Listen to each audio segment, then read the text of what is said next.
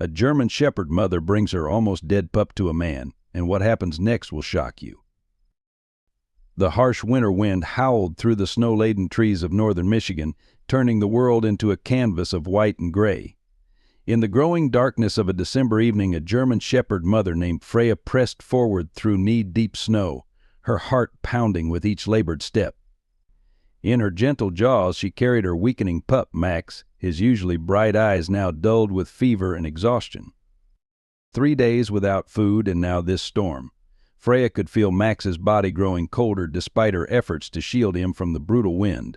Her keen eyes caught sight of a faint golden light in the distance, a cabin she had observed from afar during her hunting trips.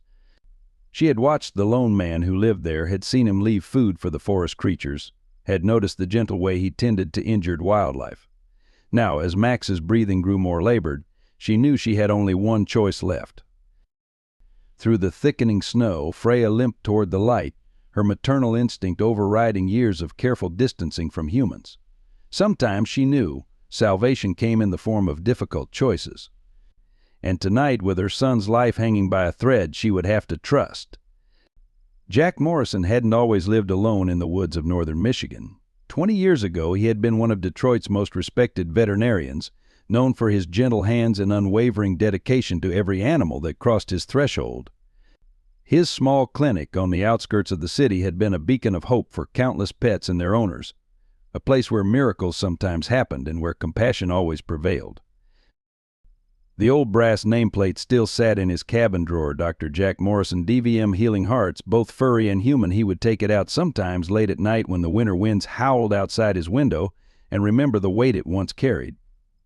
The smooth surface, now tarnished with age, reflected more than just his name. It reflected a life he had carefully built and painfully lost.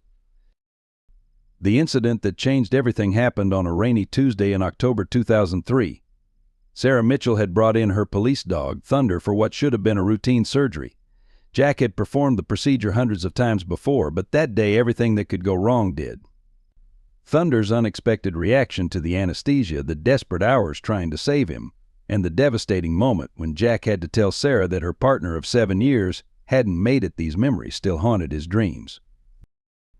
The investigation that followed was thorough and ultimately cleared Jack of any negligence, but the damage was done. The whispers in the veterinary community, the sideways glances from former clients, and most devastatingly his own shattered confidence proved too much to bear. He surrendered his license voluntarily, unable to trust himself with another animal's life.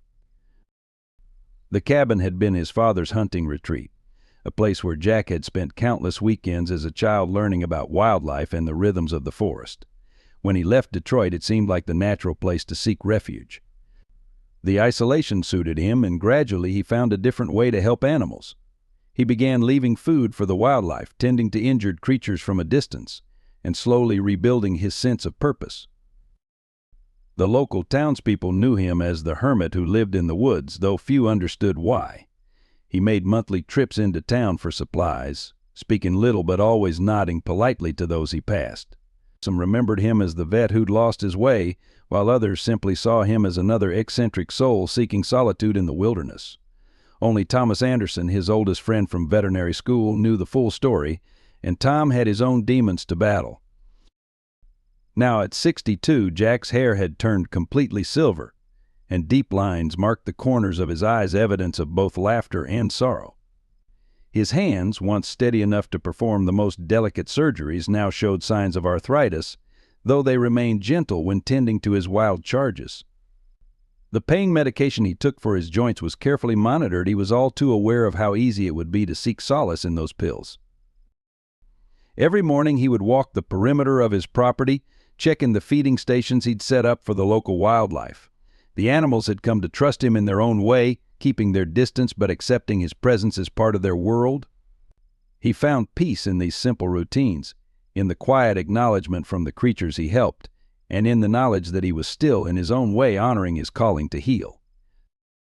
But on this bitter December evening, as the storm raged outside his cabin windows, Jack Morrison had no way of knowing that his carefully constructed solitude was about to be shattered.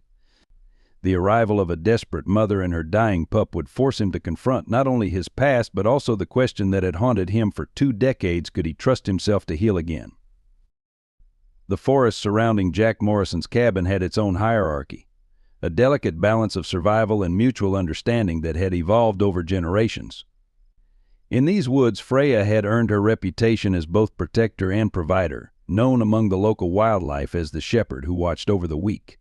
Her keen intelligence and gentle nature made her unique among the strays that occasionally passed through the area. The old-timers in town still remembered when Freya first appeared 5 winters ago. She had been leaner then, more cautious, but already displaying the protective instinct that would become her trademark. Martha Wilson, who ran the general store on the edge of town, was the first to notice how Freya would guide lost dogs back to their homes or stand guard over injured wildlife until help arrived.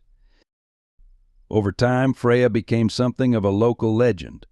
The loggers who worked the northeast section would leave bits of their lunch for her, admiring how she never took more than she needed.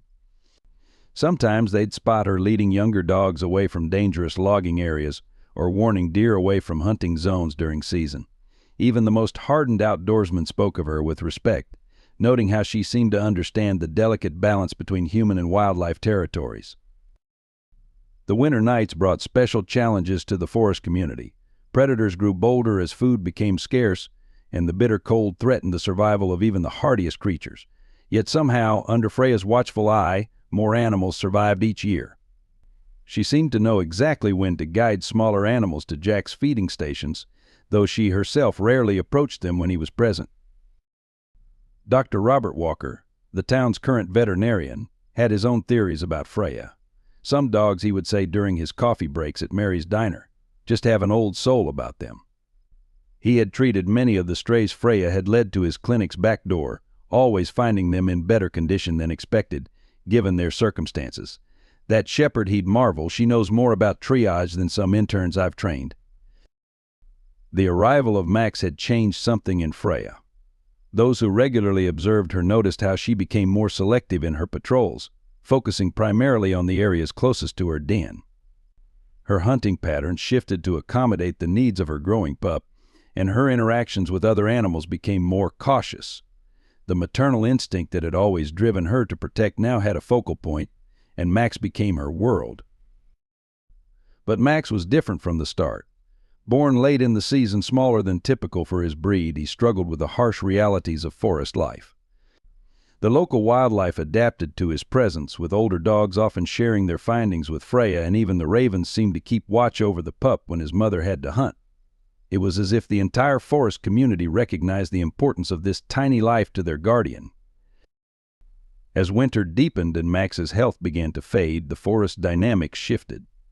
The usual evening chorus of wildlife grew quieter around Freya's den, as if the entire community held its breath, watching and waiting. The old raccoon that lived near Jack's cabin, a grizzled survivor of many winters, would leave choice morsels near Max's resting places, while the murder of crows that frequented the area kept their distance but maintained their vigilant watch.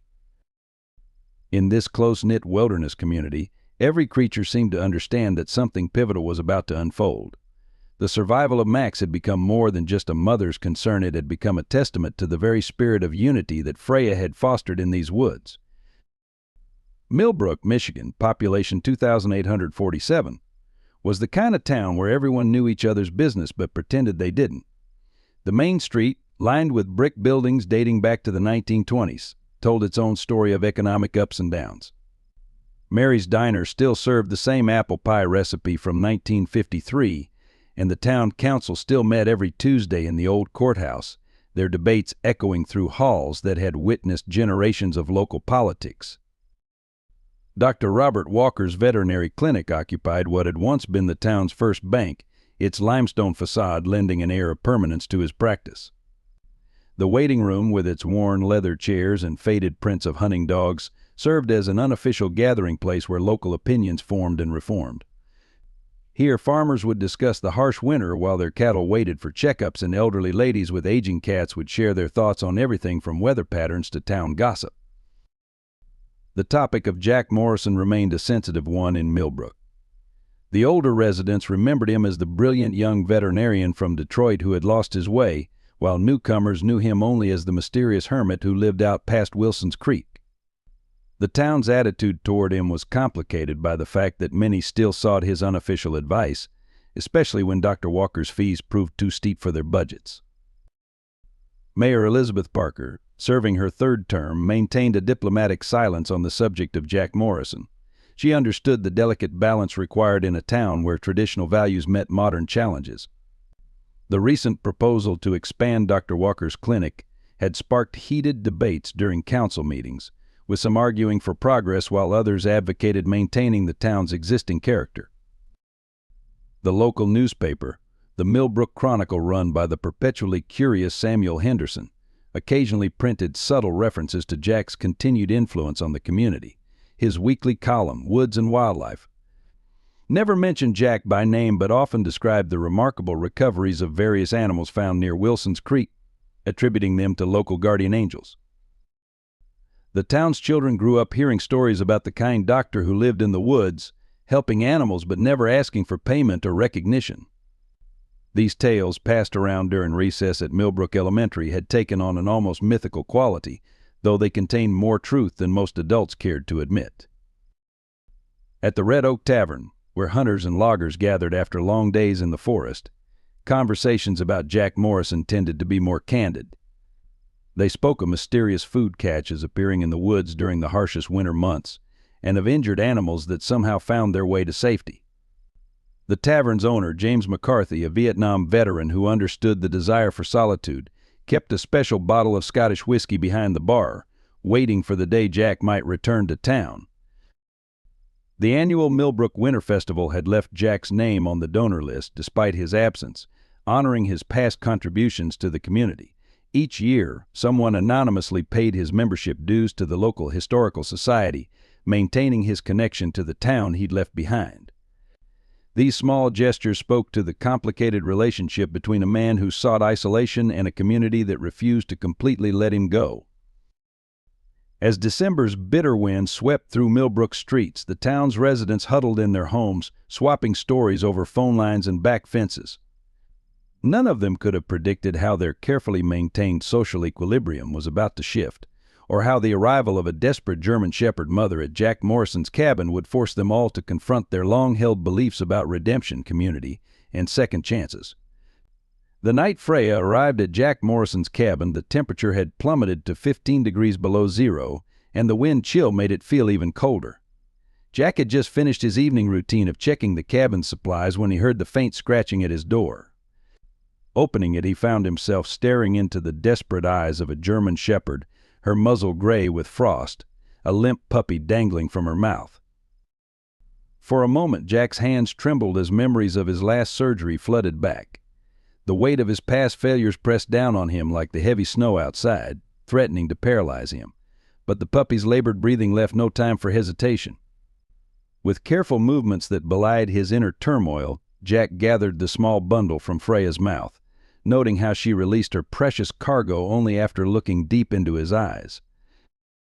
Inside the cabin, the situation revealed itself as more dire than Jack had initially feared. Max, as he would later name the pup, was severely undernourished, his temperature dangerously low, and his breathing shallow and irregular. Jack's medical training kicked in automatically as he wrapped the puppy in warm blankets and began the delicate process of raising his core temperature. Each whimper from the small creature sent shards of anxiety through Jack's heart, reminding him of Thunder's last moments on his operating table. The next 24 hours became a grueling test of endurance. Jack needed to administer warm fluids gradually, but his supplies were limited. His hands, stiff with arthritis, struggled with the precise movements required to feed the weakened pup through a dropper. Every few hours he had to massage Max's tiny limbs to improve circulation, all while fighting the urge to take an extra pain pill to steady his shaking hands. Freya refused to leave the cabin's porch, her vigilant eyes fixed on the window where she could see her pup. The weather continued to worsen, with the local radio warning of an approaching blizzard that threatened to isolate the cabin completely. Jack's monthly supply run wasn't due for another week, and his medical supplies were running dangerously low. The timing couldn't have been worse. By morning, Jack faced a critical decision. Max needed professional veterinary care, the kind that only Dr. Walker's clinic could provide. But reaching town meant navigating 4 miles of treacherous forest roads in deteriorating weather conditions. Moreover, it meant facing the community he'd avoided for nearly 2 decades and risking the careful anonymity he'd built around his unofficial role as the forest's wildlife caretaker. The puppy's condition stabilized slightly by noon, but Jack knew this improvement was fragile. His medical experience told him that without proper antibiotics and intravenous fluids, Max's chances of survival would diminish rapidly. The thought of losing another animal under his care sent cold sweats down his spine, colder than the bitter wind that rattled his cabin windows. His emergency cache of veterinary supplies, carefully accumulated over years of treating wildlife, was depleted after the long winter. The few remaining antibiotics were expired, and he couldn't risk using them on such a vulnerable patient. Jack found himself constantly checking his watch, calculating how long it would take to reach town if the roads remained passable, then recalculating as the weather reports grew increasingly dire. Freya's unwavering presence added another layer of complexity to the situation. Her trust in bringing Max to him felt like both a blessing and a burden.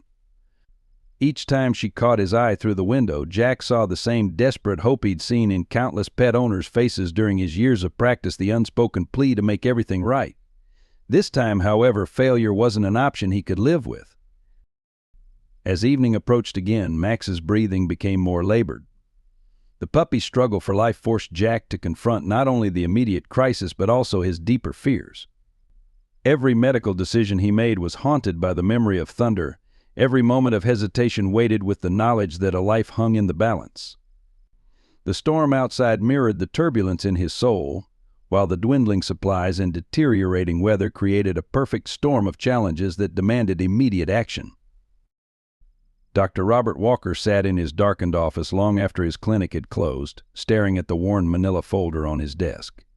The letterhead from the State Veterinary Board peeked out from beneath the folder's edge, its official seal a stark reminder of the weight of his position. The letter inside contained questions about recent wildlife treatments in the area, treatments that bore the unmistakable touch of Jack Morrison's expertise. Walker had been covering for Jack's unofficial work for years, documenting mysterious recoveries as natural healing or attributing them to his own distant treatment. But the board was becoming suspicious, and his carefully constructed explanations were wearing thin. His responsibility as the town's only licensed veterinarian clashed with his loyalty to a man who, despite his past, still possessed more natural healing ability than most practitioners he knew. Across town, Thomas Anderson, known to most as Tom, nursed a coffee at Mary's Diner, watching the storm gather strength through the frost-etched windows.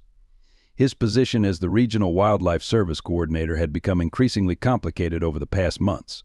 Reports of surprisingly well-treated injured wildlife had attracted attention from his superiors, who wondered how animals in such a remote area were receiving what appeared to be professional care. The diner's owner, Mary Sullivan, topped off his coffee without asking, her eyes holding a knowing look. "Quite a storm brewing," she said, meaning more than just the weather. Tom nodded, understanding the double meaning. Mary had been Jack's neighbor before he retreated to the woods, and she remained one of his few quiet allies in town. In his jacket pocket, Tom carried a letter from the state capitol requesting a full investigation into unauthorized veterinary practices in the region. The irony wasn't lost on him. 20 years ago, he had stood as a character witness at Jack's hearing, defending his friend's competence while privately harboring doubts about that fateful surgery. Now he found himself in position to either protect or expose Jack's current activities. The situation was further complicated by Mayor Elizabeth Parker's ambitious plans for expanding the town's veterinary services. She had been courting corporate veterinary chains, promising them exclusive rights to practice in Millbrook. The presence of an unlicensed practitioner, even one operating informally in the woods, could derail these negotiations and cost the town significant investment opportunities. At the town hall, Elizabeth sat reviewing the latest proposal from VetCorp Industries, her reading glasses perched on the edge of her nose. The corporate contract would bring jobs and modern facilities to Millbrook, but it also contained clauses requiring strict enforcement of veterinary licensing laws within the township boundaries. She thought of the countless times she had turned a blind eye to the stories of Jack's help with local farmers' livestock and townspeople's pets when they couldn't afford Dr. Walker's fees. Meanwhile, local farmer Samuel Green nervously paced his kitchen, debating whether to speak at the next town council meeting. His prize bull had been saved last winter by Jack's quiet intervention when official channels had failed him. Now, with pressure mounting to report unauthorized veterinary work, his loyalty to Jack warred with his need to maintain good relations with the town's official institutions. The interconnected web of obligations, loyalties, and secrets stretched throughout Millbrook like invisible threads, all somehow leading back to the cabin in the woods. Each person involved carried their own burden of knowledge, their own reasons for either protecting or potentially betraying Jack Morrison's precarious existence on the fringes of their community.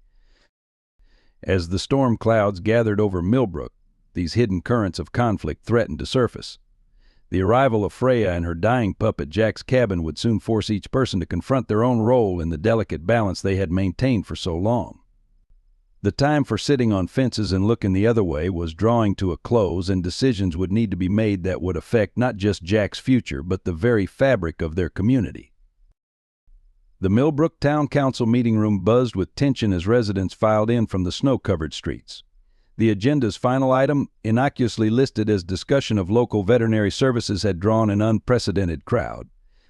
Mayor Elizabeth Parker surveyed the packed room, noting the clear division between the farmers and ranchers seated on one side and the business owners on the other.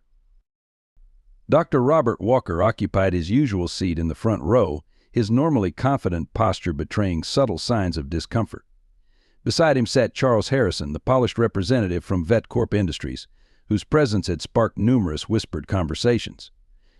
The corporate contract in Harrison's leather briefcase promised state-of-the-art facilities and reduced veterinary costs, but its implications threatened the delicate balance the community had maintained for years.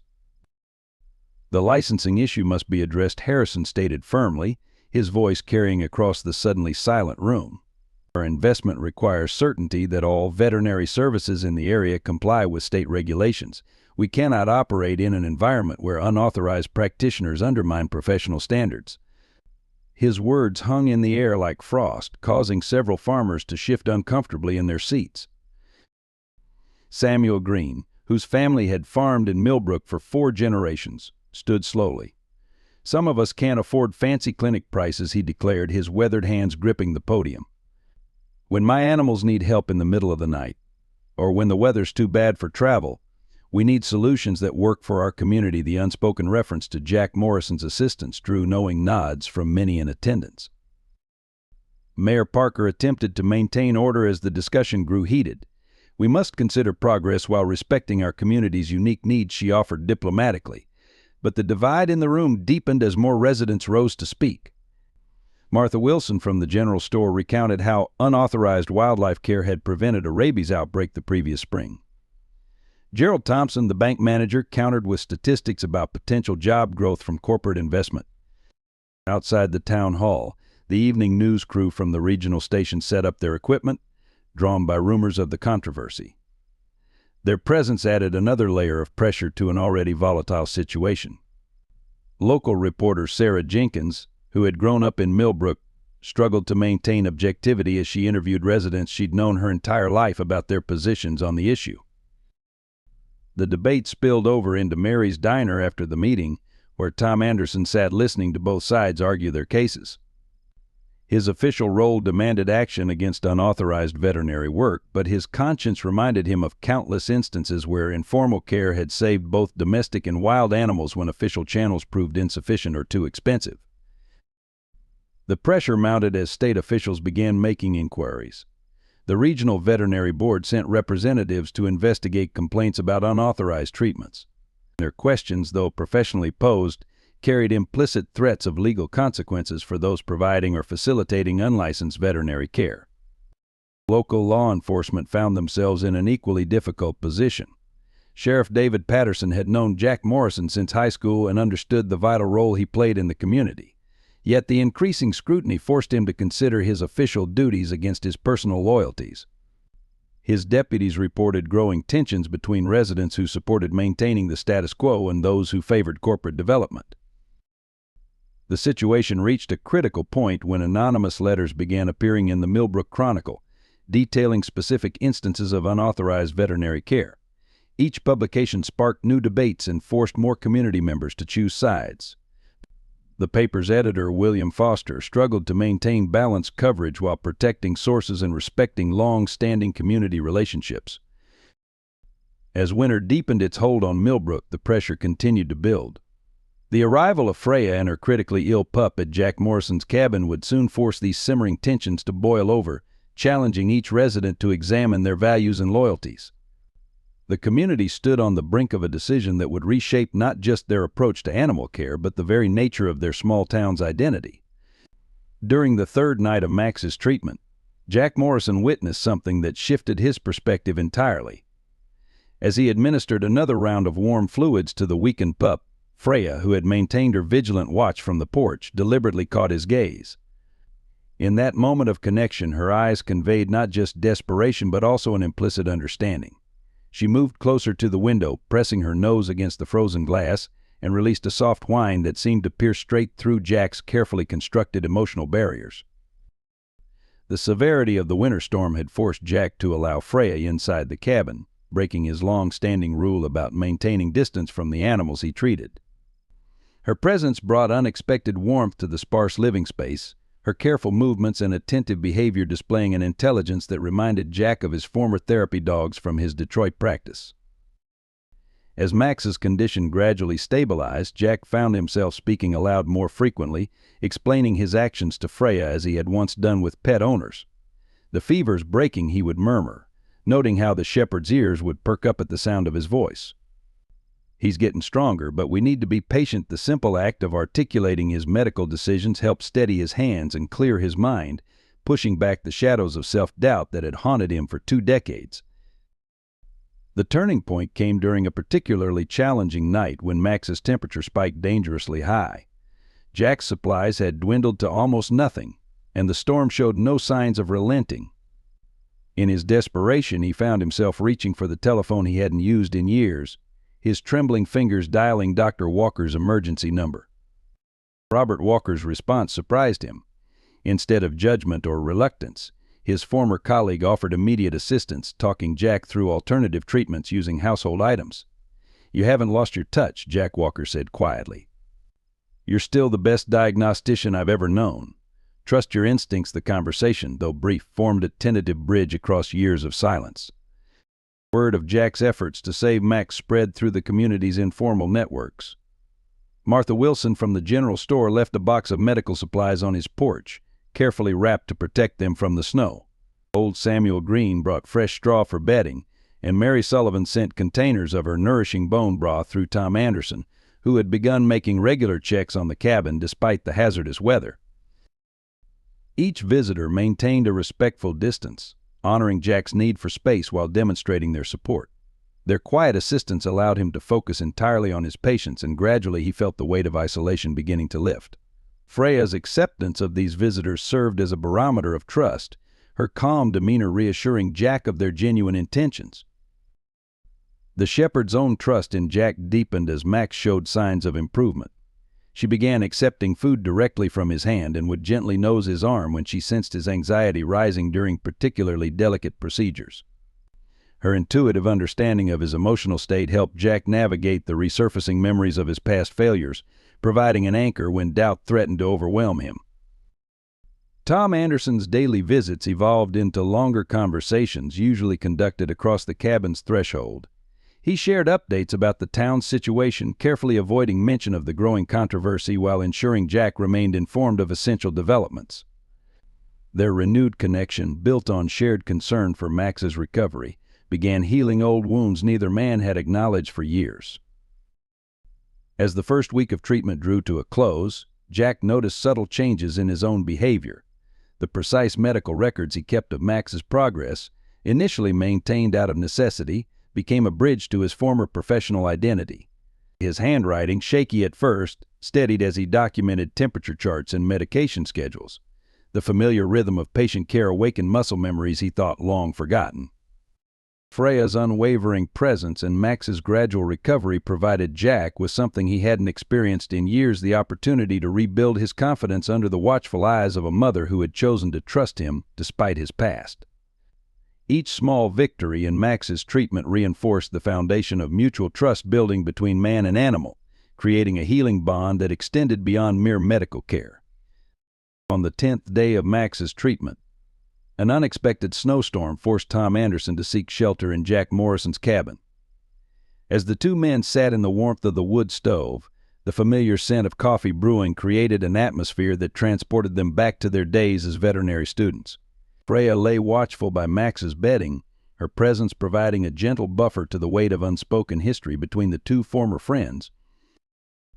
"Do you remember that night at Detroit Emergency Animal Hospital?" Tom finally asked, breaking the careful silence they had maintained about their shared past. "The 12-hour shift during the blizzard of '98. Jack's hands tightened around his coffee mug as the memories surfaced. That night had been their finest moment as a team, saving 17 animals in conditions remarkably similar to the present situation. Dr. Robert Walker's arrival, unexpected and snow-covered, added another layer to the evening's revelations. He had walked the 4 miles from town, carrying a black medical bag containing supplies for Max. The sight of the 3 men together in one room stirred something in the cabin's atmosphere, as if the walls themselves recognized the significance of this reunion. "I should have spoken up during the hearing," Walker admitted, his voice heavy with 2 decades of regret. "We all knew Thunder's condition was compromised before the surgery.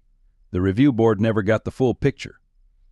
The admission hung in the air, accompanying the howling wind outside. Jack remained silent, but his posture shifted slightly, a subtle acknowledgement of words long overdue. Tom reached into his worn leather briefcase and withdrew a faded photograph.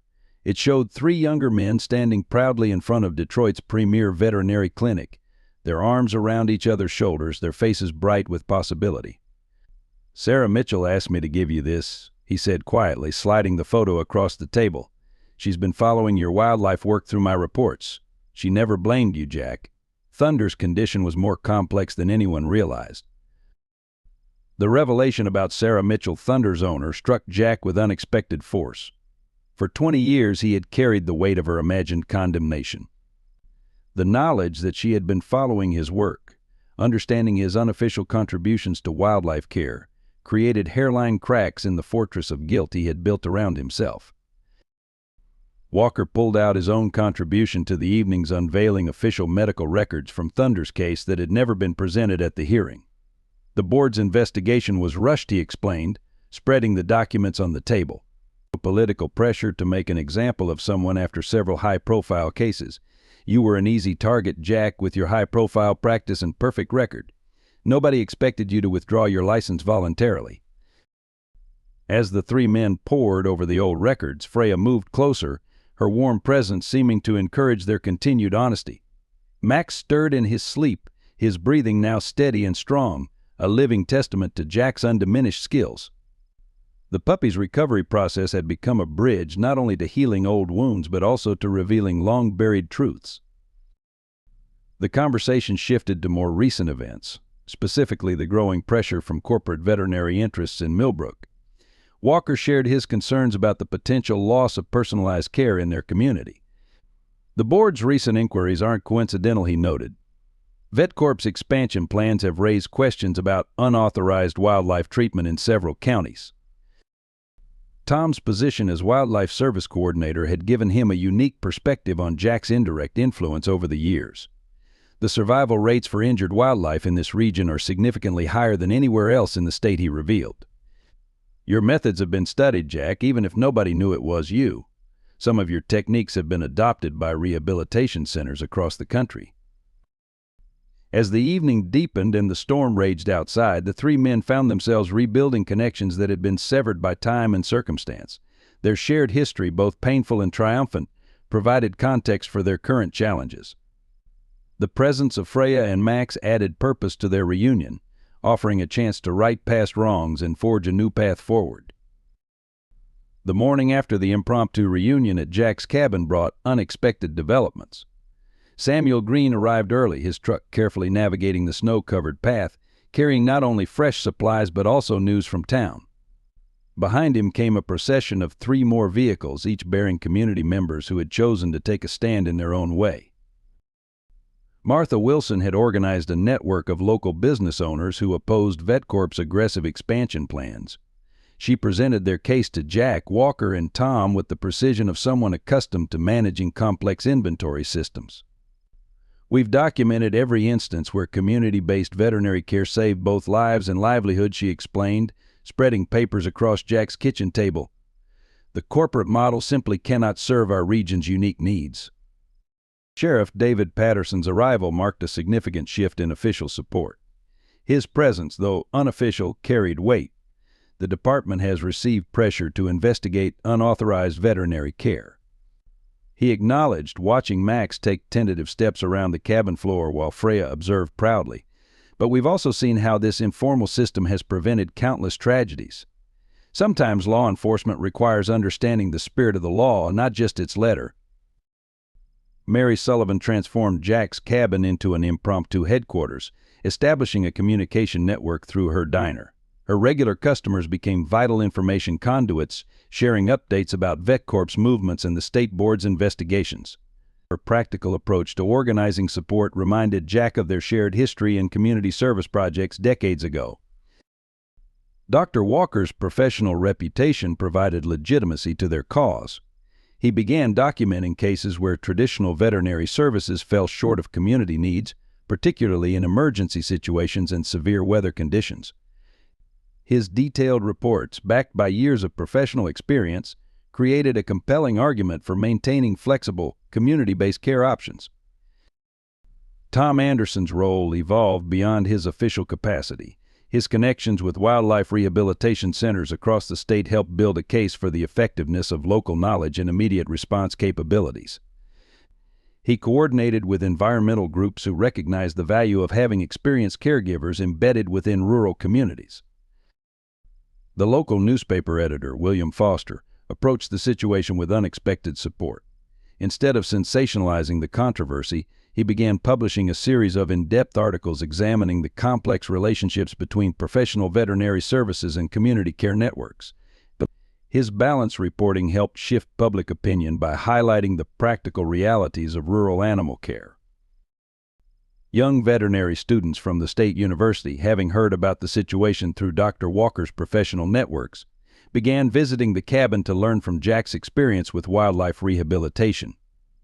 Their presence added academic credibility to the community's position, while their enthusiasm reminded Jack of his own early days in veterinary medicine. Freya's story became a symbol of the community's interconnected nature. Her trust in bringing Max to Jack and the subsequent mobilization of town support illustrated the effectiveness of their informal care network. Local artists created posters featuring her image, which appeared in shop windows throughout Millbrook, silently advocating for preserving their community's approach to animal welfare. Mayor Elizabeth Barker found herself navigating increasingly complex political waters. After witnessing the depth of community support for traditional care networks, she began exploring alternative development proposals that could accommodate both professional veterinary services and community-based care systems. Her pragmatic approach to finding middle ground earned respect from both sides of the debate. The alliance strengthened through practical action. Local farmers established a cooperative fund to support emergency veterinary care for those in financial need.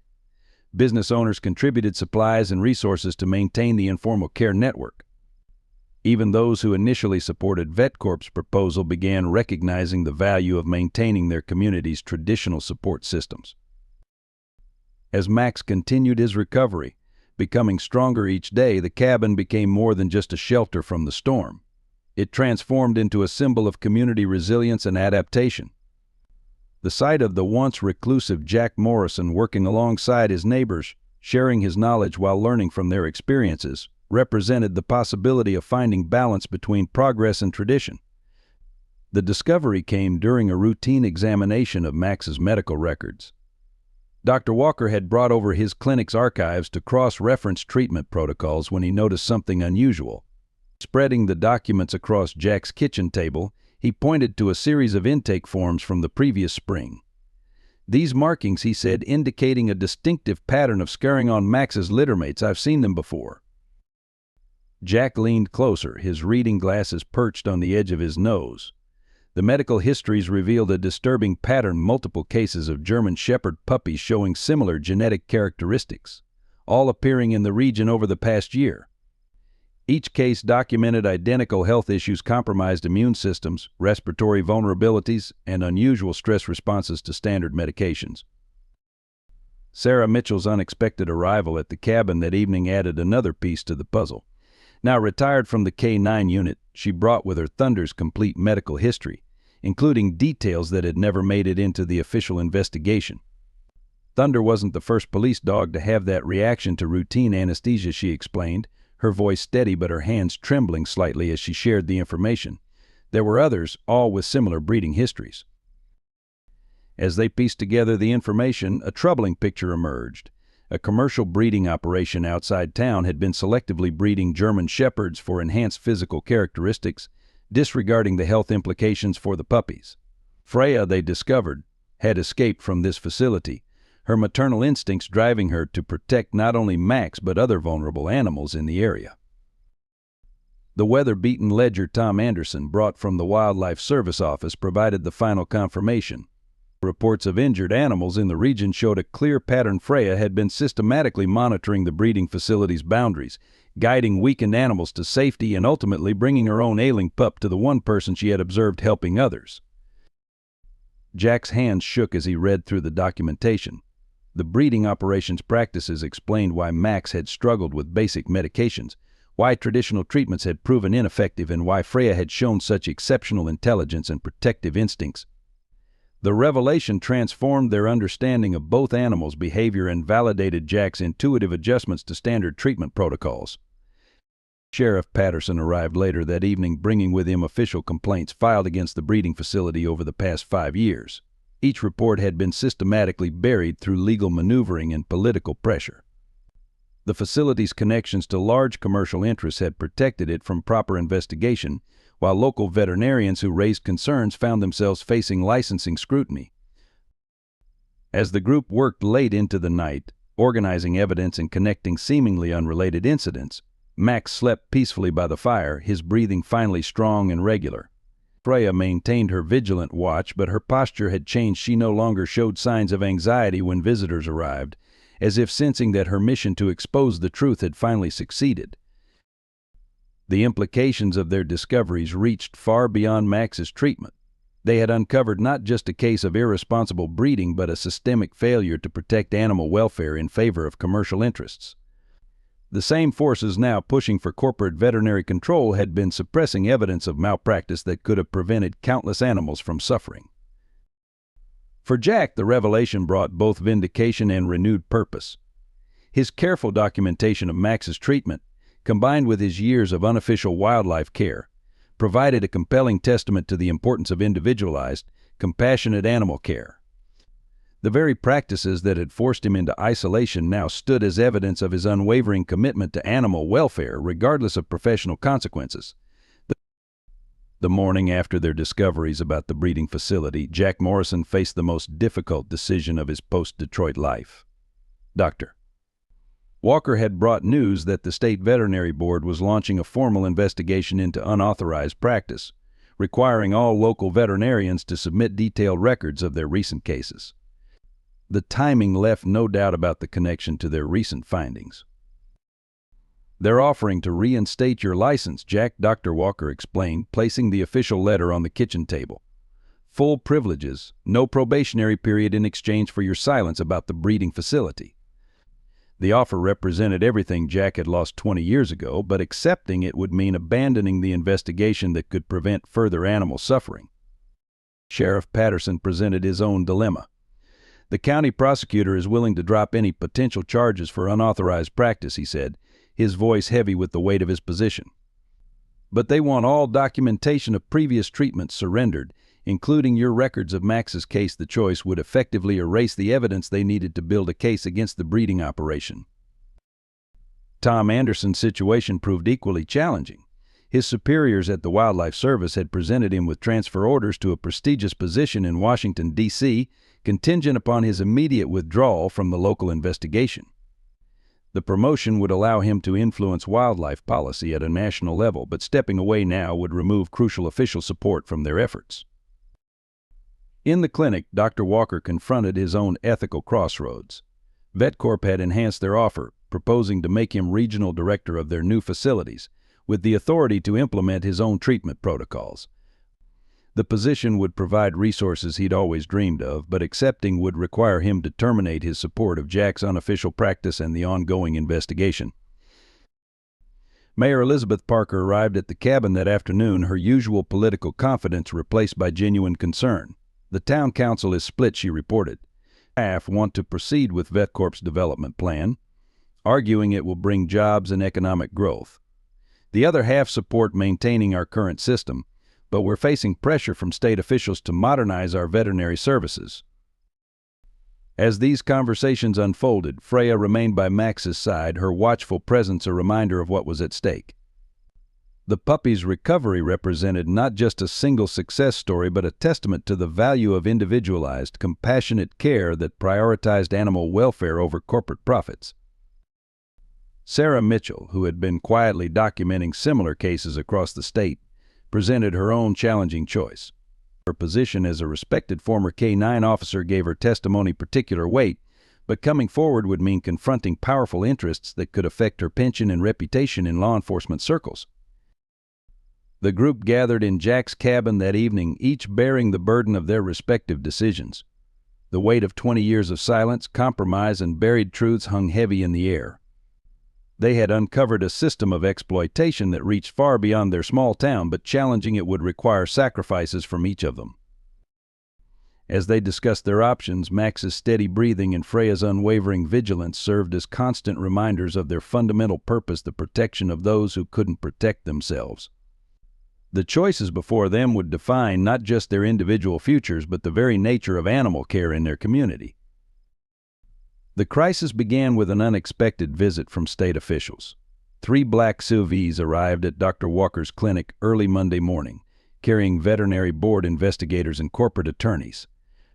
Their surprise audit demanded immediate access to all treatment records, including those documenting emergency care provided during the recent storms.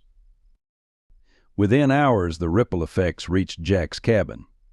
Sheriff Patterson made the treacherous drive through fresh snow to deliver the warning. Investigators had obtained a warrant to search all properties suspected of housing unlicensed veterinary operations.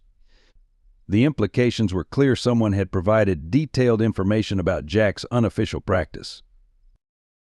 Dr. Walker faced immediate suspension of his license pending investigation into allegations of facilitating unauthorized veterinary care.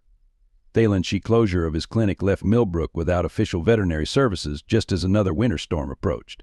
Local farmers, already struggling with harsh weather conditions, faced the prospect of no emergency care for their livestock. Mayor Parker convened an emergency town council meeting, but the atmosphere quickly turned hostile. VetCorp's representatives seized the opportunity to present their case for immediate corporate management of local veterinary services. Their argument, backed by promises of state-of-the-art facilities and standardized care protocols, gained support from council members worried about the town's liability. Tom Anderson received direct orders to cease all unofficial wildlife monitoring in the area. His superiors, citing potential conflicts of interest, reassigned his duties to a team from the state capital. The change effectively eliminated official protection for the region's injured wildlife, leaving vulnerable animals without advocacy. Sarah Mitchell's testimony about similar breeding facility cases mysteriously disappeared from official records. Her attempts to access police archives regarding Thunder's case met with bureaucratic obstacles, suggesting a coordinated effort to suppress evidence of systematic breeding issues. The most devastating blow came when local feed stores received notices prohibiting them from selling medical supplies to unlicensed practitioners. Martha Wilson's General Store, which had served as a crucial supply point for emergency animal care, faced threats of fines for any continued distribution of veterinary materials. At Jack's cabin, the situation grew dire. Max's recovery, though progressing well, still required specialized medication supplies that would soon become impossible to obtain through legal channels. Freya's protective instincts heightened as she sensed the mounting tension, her behavior reflecting the anxiety that filled the small space. The community's carefully constructed support network began to unravel. Anonymous tips to authorities increased, forcing those who had assisted Jack to distance themselves publicly from his work. The fear of legal repercussions overshadowed years of trust and cooperation. As evening approached, Jack received notice that his property would be searched the following morning. The document, delivered by a reluctant Deputy Thompson, left no room for delay or appeal. The choice became stark: surrender all evidence of unauthorized treatment, effectively abandoning their investigation into the breeding facility, or face immediate legal consequences. The group gathered in Jack's cabin that night, watching another storm approach through frost-covered windows. Their positions, carefully maintained over years of quiet resistance, had become untenable. The system they had challenged was pushing back with the full force of official authority, threatening not just their investigation but the entire community's ability to care for its animals. In the growing darkness, they faced a critical decision. Their next steps would determine not just their own futures but the fate of countless animals depending on their care. The storm outside mirrored the turbulence of their situation, a force of nature that would require either submission or extraordinary courage to survive. The morning of the scheduled search dawned with an intensity that matched the gravity of their situation. The approaching winter storm had accelerated, bringing with it temperatures that plummeted well below zero. Weather alerts warned of potentially historic snowfall, yet the most immediate threat came not from nature but from the convoy of vehicles now making their way toward Jack Morrison's cabin. Dr. Robert Walker arrived first, his vehicle barely visible through the thickening snow. His news confirmed their worst fears. The veterinary board had expanded their investigation to include all local farms and properties suspected of harboring injured animals. The breeding facility's lawyers had submitted formal complaints against anyone known to have provided unofficial veterinary care, effectively criminalizing the community's long-standing support network. Sheriff Patterson's radio crackled with updates about multiple search teams moving through the county. The systematic nature of the operation suggested careful planning and substantial resources. Local deputies, torn between duty and community loyalty, reported their positions with carefully worded messages that conveyed more than their official meaning. Inside the cabin, Jack faced an immediate crisis. Max's condition, though improved, still required regular medication. The remaining supplies would last 3 days at most, and their usual sources had been cut off by the recent legal pressure. Freya's agitation grew as she sensed the mounting tension, her protective instincts driving her to patrol the cabin's perimeter despite the worsening weather. Tom Anderson's arrival brought more disturbing news. The Wildlife Service's new team had begun removing established feeding stations and medical supply caches throughout the forest, their actions conducted under the guise of wildlife management reform. Threatened not just domestic animals but the entire ecosystem of injured and rehabilitating wildlife that depended on these resources. The situation deteriorated further when Martha Wilson called to report that state inspectors had arrived at her general store. Their audit specifically targeted her veterinary supply records, with questions focusing on sales dating back several years. The investigative pattern revealed a clear strategy to dismantle the community's ability to provide emergency animal care. Sarah Mitchell's police contacts confirmed that the breeding facility had hired private security firms to monitor suspected wildlife rehabilitation sites. Their presence introduced a new level of surveillance, making it increasingly difficult for community members to maintain their support network without detection. As noon approached, the storm intensified. Road conditions became treacherous, yet the search teams pressed forward with remarkable determination. Their persistence suggested motivation beyond routine regulatory enforcement. Dr. Walker's professional contacts hinted at pressure from corporate interests eager to establish exclusive control over veterinary services in the region. Mayor Parker's attempt to negotiate a temporary delay of the searches, citing dangerous weather conditions, met with firm rejection. The official response emphasized immediate public safety concerns. Though the timing of the operation during a severe storm raised questions about their true priorities, the most immediate threat emerged when Deputy Thompson, making his rounds, discovered unauthorized surveillance equipment near Jack's property line. The sophisticated nature of the devices indicated professional installation, confirming fears that the investigation had private sector backing beyond normal regulatory oversight. In the cabin, Jack and his allies found themselves facing decisions that would have been unthinkable just days before. The evidence they had gathered about the breeding facility's practices needed protection, yet maintaining possession of treatment records now carried serious legal risks. Each passing hour brought fresh challenges to their increasingly precarious position. The deteriorating weather provided temporary protection but also heightened the danger. Emergency services reported multiple accidents on the county roads, yet the search team showed no signs of withdrawing. Their determination suggested they possessed information worth risking hazardous conditions to obtain. As evening approached, the group realized their situation paralleled the storm outside. Both were building toward an inevitable confrontation. The carefully maintained balance between official compliance and necessary intervention had finally reached its breaking point. Their years of quiet resistance faced a coordinated challenge that threatened not just their freedom to help animals in need but the very foundation of their community's values. As the external crisis intensified, Jack Morrison found himself battling demons he thought long buried. The familiar ache in his hands had grown worse with stress, and the bottle of prescription pain medication in his cabinet called to him with increasing urgency. Each time he administered treatment to Max, the tremors in his fingers reminded him of that fateful surgery 20 years ago, threatening to undermine his hard-won confidence. Dr. Robert Walker faced his own crisis of conscience in his empty clinic. The suspension of his license had forced him to turn away animals in desperate need of care. Each phone call from distressed pet owners and farmers reopened the wound of his professional helplessness. The pristine facility, usually filled with the sounds of healing, stood silent in accusation of his choices. Tom Anderson's struggle manifested in sleepless nights spent reviewing his career's trajectory. His office walls, lined with wildlife conservation awards, seemed to mock his current position. The transfer orders to Washington, D.C. remained unsigned on his desk, representing both escape and betrayal. Each report of abandoned wildlife feeding stations felt like a personal failure to protect the creatures he had sworn to serve.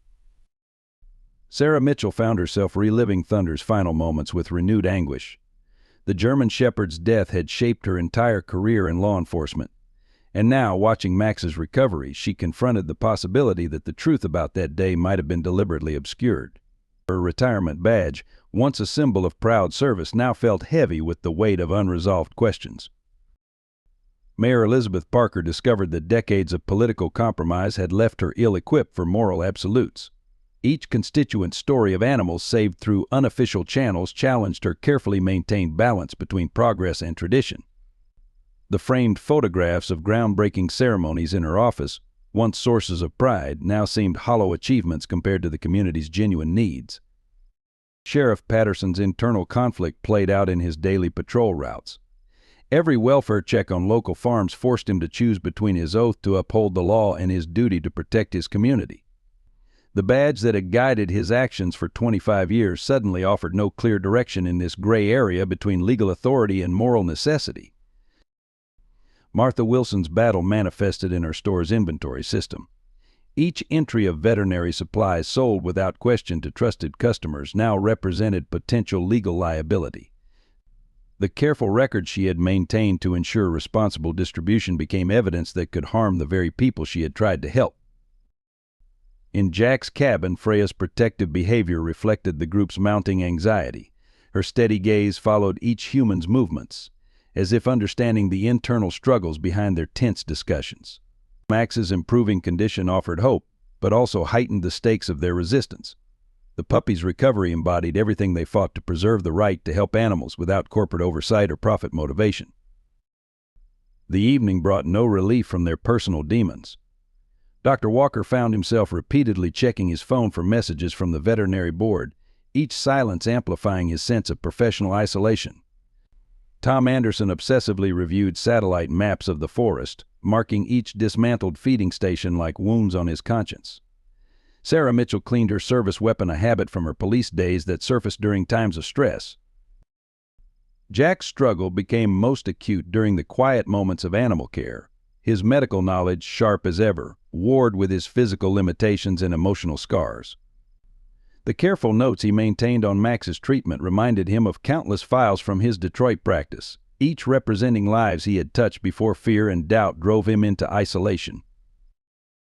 As midnight approached, the group found themselves united not just by external threats, but by their individual battles with regret, responsibility, and redemption. The storm outside matched their internal turbulence, while Max's steady recovery provided a constant reminder of what they stood to lose if they surrendered to their personal fears. The Millbrook Community Center had never seemed so small as it did the night of the emergency town meeting. Despite the worsening storm, the hall filled beyond capacity with citizens spilling into the lobby. The traditional seating arrangement, which had naturally separated farmers from townspeople for generations, now reflected deeper ideological divisions. Mayor Elizabeth Parker called the meeting to order, her voice steady despite the tension that charged the air. The agenda appeared simple, addressing the current veterinary care crisis. However, the underlying currents of conflict ran far deeper, touching on issues of community identity, economic development, and personal loyalty.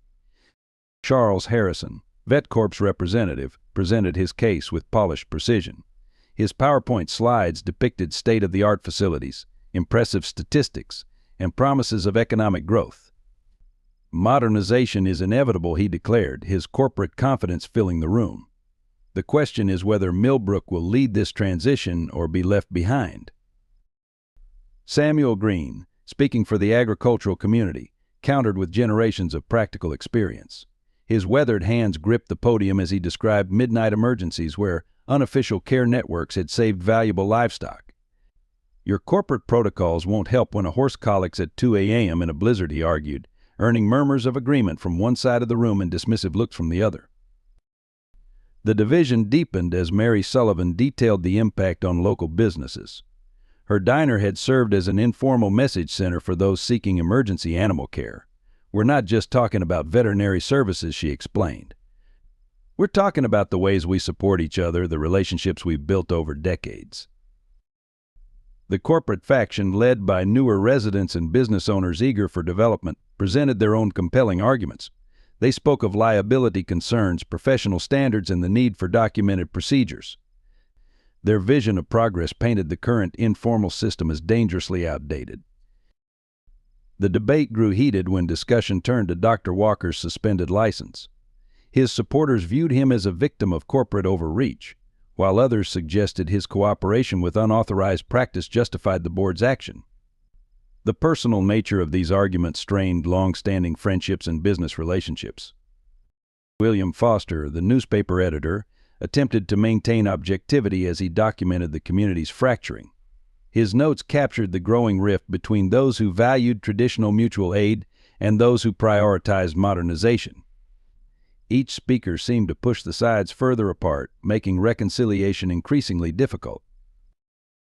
The situation escalated when James McCarthy, owner of the hardware store, revealed that anonymous callers had threatened to boycott businesses that continued supporting unofficial veterinary care. His disclosure sparked angry accusations from both sides, transforming previously private tensions into public confrontations. Martha Wilson's impassioned speech about the impact on local wildlife care met with unexpected resistance. Younger residents questioned the wisdom of maintaining unofficial feeding stations, citing concerns about dependency and disease transmission. Their challenges to long-accepted practices highlighted the generational aspects of the division. Sheriff Patterson observed the deteriorating civility with growing concern. The community's split threatened to complicate law enforcement, potentially forcing his deputies to choose between upholding regulations and maintaining community trust. His attempts to suggest compromise met with resistance from both factions. As the meeting progressed, the physical separation in the room became more pronounced.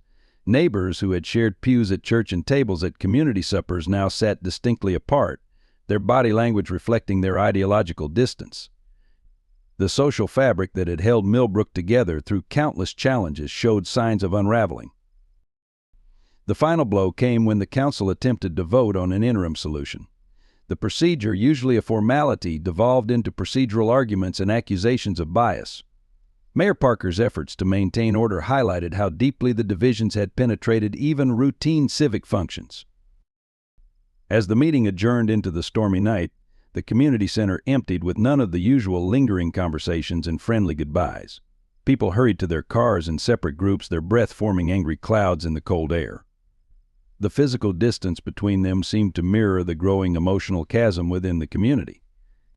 The crisis reached its breaking point on a bitter Thursday morning when Dr. Walker received the official notification of permanent license revocation. The document arrived via certified mail, its legal language coldly precise in detailing his professional demise. His decades of service to the community, reduced to a series of violations and regulatory breaches, concluded with a signature that ended his veterinary career. Within hours of this notification, the impact rippled through Millbrook. VetCorp's legal team moved swiftly, filing injunctions against any temporary arrangements the town council had proposed for emergency veterinary care. Their actions effectively paralyzed the community's ability to provide even basic animal medical services. The situation deteriorated further when Sheriff Patterson discovered his daughter's beloved horse, Champion, colicking in the early morning hours. The nearest corporate veterinary service, located 2 hours away, refused to dispatch emergency care due to the hazardous road conditions. As Patterson watched his daughter's horse suffer, the full weight of their community's vulnerability became devastatingly clear. Jack Morrison, attempting to reach the Patterson farm with emergency supplies, encountered a roadblock staffed by state officers. His vehicle, searched under the pretext of regulatory enforcement, was stripped of medical supplies and documentation. The official seizure receipt listed items that had sustained countless animals through previous winters, now classified as evidence of unauthorized practice. The breeding facility seized this moment of community weakness to accelerate their operation. Security patrols increased around their perimeter, while their legal team filed aggressive cease and desist orders against anyone suspected of documenting their practices. Their confident assertion of authority suggested powerful backing beyond mere corporate interests. Tom Anderson arrived at his office to find his access credentials revoked and his files sealed. The carefully maintained records of wildlife populations and feeding stations representing years of ecological monitoring were now classified as part of an ongoing investigation. His attempts to access backup data revealed systematic deletion of his research archives. Martha Wilson's general store received a surprise inspection that resulted in the confiscation of all veterinary supplies, including basic first aid materials. The inspector's thorough documentation of her inventory records threatened not just her business but the entire network of emergency care she had helped maintain. The most profound loss came when Champion lost his battle with colic. Sheriff Patterson's daughter, watching helplessly as her horse suffered without professional care, became the living embodiment of their community's failure to protect its most vulnerable members. The young girl's grief echoed through the town, a stark reminder of the human cost of their current crisis. Dr. Walker, witnessing the impact of his license revocation, found his clinic stripped of essential equipment by corporate auditors. The rooms that had witnessed countless healings now stood empty, their sterile silence a mockery of his life's work. Each removed item represented not just monetary value but years of accumulated experience in adapting treatments to local needs. At Jack's cabin, the situation grew dire as Max's medication supplies dwindled. The puppy's recovery, though progressing, still required careful monitoring and occasional intervention. Freya's protective behavior intensified as she sensed the increasing pressure on their sanctuary, her instincts warning of approaching danger. The community's carefully constructed support network, built on decades of trust and mutual assistance, began to crumble under the weight of legal threats and corporate pressure. Long-standing arrangements for emergency care, informal though they were, had saved countless animals. Their dissolution left a void that no amount of modern facilities could immediately fill. Sarah Mitchell, watching these events unfold, recognized patterns from her law enforcement days. The coordinated nature of the actions against their community suggested careful planning and substantial resources. Her attempts to rally support from former colleagues met with polite but firm refusals, indicating the reach of their opponents' influence. As evening approached, the accumulated losses cast a heavy shadow over Millbrook. The community's ability to care for its animals, once a source of pride and independence, lay in ruins. The corporate machinery that engineered this situation moved with implacable efficiency, replacing decades of local knowledge and experience with standardized procedures and remote authorizations. The darkest hour arrived with a merciless intensity that tested even the strongest spirits in Millbrook. Jack Morrison found himself alone in his cabin, staring at the last vial of medication needed for Max's treatment. His hands shook not from the cold, but from the crushing weight of responsibility. The choice before him seemed impossible: use the remaining medicine to ensure Max's recovery, or preserve it for future emergencies that would inevitably arise. Dr. Walker sat in his empty clinic, surrounded by bare walls and vacant examination rooms. The corporate auditors had been thorough, removing even the photographs of patients he had helped over the decades. In his hand, he held the letter offering him a position at VetCorp's regional facility, a position that would require him to implement the very policies he had fought against. The humiliation of potentially working under corporate protocols felt like a final surrender of his professional integrity. Tom Anderson's office, once a hub of wildlife protection activity, stood silent and dark. His career, built on protecting and preserving local wildlife, had been effectively terminated. The satellite tracking systems he had used to monitor injured animals now displayed nothing but static, their data feeds cut off by administrative order. Years of research and conservation efforts disappeared into digital oblivion with a few keystrokes from distant authorities. Sheriff Patterson faced his own crisis of faith at home. His daughter's room remained closed, her grief over Champion's loss manifesting in complete withdrawal from the community she had once loved. The empty stable stood as a monument to their helplessness, its silence a constant reminder of how their system had failed when needed most. His badge, symbol of authority and protection, seemed to mock his inability to prevent this tragedy. Martha Wilson's general store, usually bustling with activity, grew eerily quiet as regular customers avoided contact, fearing association with the ongoing investigation. The empty shelves where veterinary supplies once stood represented more than lost inventory. They symbolized the dissolution of community trust and mutual support that had defined Millbrook for generations. Sarah Mitchell discovered her police pension under review, a thinly veiled threat in response to her continued advocacy for investigating the breeding facility. Her years of service and dedication to law enforcement provided no shield against systematic intimidation. Each anonymous phone call and mysterious envelope in her mailbox carried the implicit message to remain silent. The breeding facility's influence grew more overt as security patrols expanded beyond their property lines. Their vehicles, unmarked but unmistakable, regularly passed Jack's cabin and other key locations throughout the community. Their presence served as a constant reminder of corporate power overwhelming local autonomy. Mayor Parker faced mounting pressure from state officials threatening to withhold infrastructure funding unless the town council approved VetCorp's exclusive operating agreement. The political machinery she had navigated for years now turned against her, transforming routine administrative processes into weapons of compliance. At Mary's Diner, the usual gathering place for community support and information sharing, tables remained empty as people avoided public meetings. The fear of surveillance and potential legal consequences had driven the community's mutual aid network underground, fracturing long-standing relationships and support systems. In Jack's cabin, Freya sensed the deepening despair. Her protective instincts drove her to constantly check on Max, while her wary attention to approaching vehicles reflected the growing threats to their sanctuary. The puppy's improving health offered their only glimpse of hope in an increasingly dark situation. The winter storm intensified, matching the community's darkening mood. Roads became impassable, physically isolating community members already separated by fear and suspicion. The weather served as a perfect metaphor for their situation: trapped, resources dwindling, with no clear path forward. As night fell across Millbrook, each key player in this drama faced their own version of despair. The carefully constructed systems of mutual support and community care, built over generations, seemed to be crumbling under the relentless pressure of corporate standardization and regulatory enforcement. The defining moment of Millbrook's crisis arrived during the worst storm in living memory. Dr. Robert Walker received an urgent call at midnight. The breeding facility had experienced a catastrophic power failure, leaving dozens of animals without heat or basic care. The facility's corporate management had deemed the conditions too hazardous for their staff to respond, effectively abandoning the animals to their fate. In the darkness of his empty clinic, Dr. Walker made the decision that would end any chance of salvaging his professional license. He contacted Jack Morrison, and together they initiated an emergency response that would either save the animals or destroy their remaining credibility. The choice, though devastating to their future prospects, felt like the only ethical option.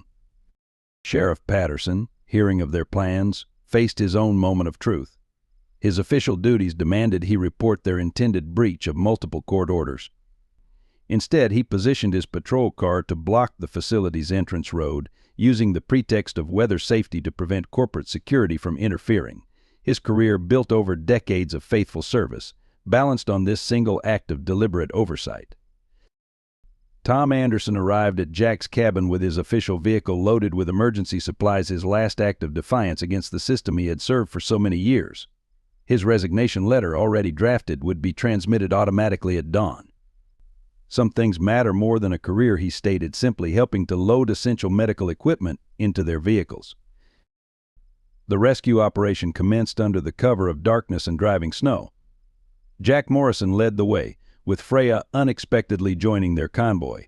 Her knowledge of the facility's layout, gained during her earlier escape, proved invaluable as they navigated the complex's grounds. Max, left in the care of Sarah Mitchell, represented the hope that drove their dangerous mission.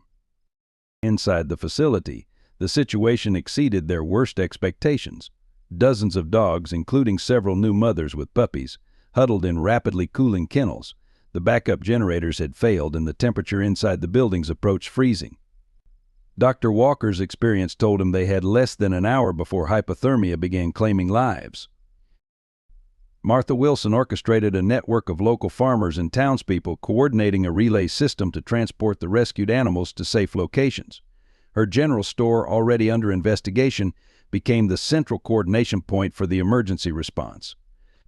Each person involved understood that participation meant risking fines or prosecution, yet they came forward without hesitation. The most critical moment arrived when facility security personnel, alerted by automated systems, began to respond. Sheriff Patterson, maintaining his roadblock, knew his deputies would soon question his orders.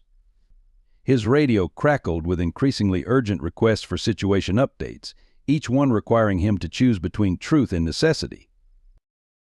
Dr. Walker and Jack worked with practiced efficiency, triaging the animals and preparing them for transport.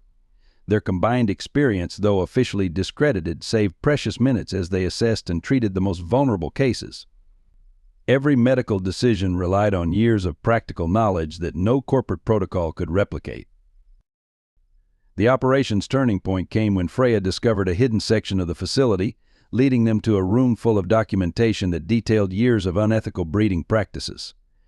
Tom Anderson, recognizing the legal significance of their discovery, quickly photographed and transmitted the evidence through secure channels to trusted media contacts. The night's bitter cold took its toll on the rescuers. Dr. Walker, pushing through exhaustion, sustained a serious injury while helping move equipment. Despite the pain, he continued working, knowing that stopping meant leaving animals to die.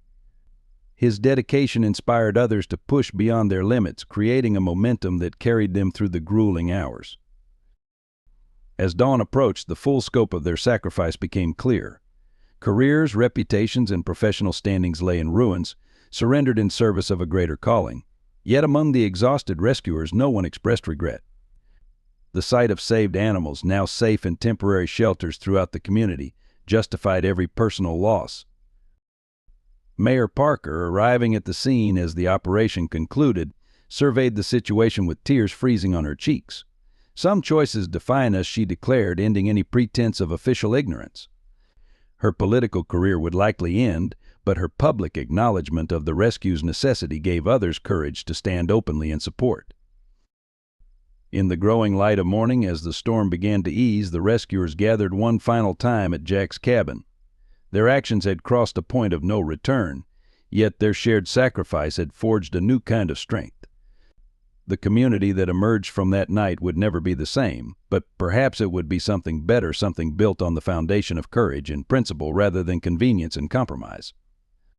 The morning following the rescue operation, William Foster arrived at his newspaper office to find an unmarked envelope containing detailed financial records from the breeding facility. The documents revealed a complex network of corporate investments linking VetCorp's expansion plans directly to the facility's operations. Each page added another layer to a pattern of systematic manipulation of local veterinary services. Sarah Mitchell's expertise in police investigation proved invaluable as she methodically analyzed the documentation. Bank statements showed substantial payments to regulatory officials coinciding with inspection dates. Equipment purchase records revealed deliberate understocking of emergency supplies, creating artificial dependencies on corporate veterinary services. Dr. Walker's professional reputation found unexpected vindication in the facility's internal memoranda.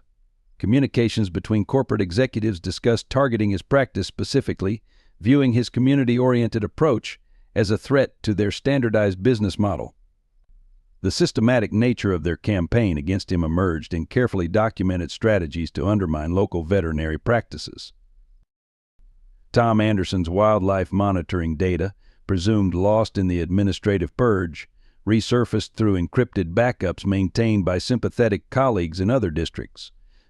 His years of tracking unusual patterns in animal health now correlated perfectly with the facility's breeding cycles and disposal practices.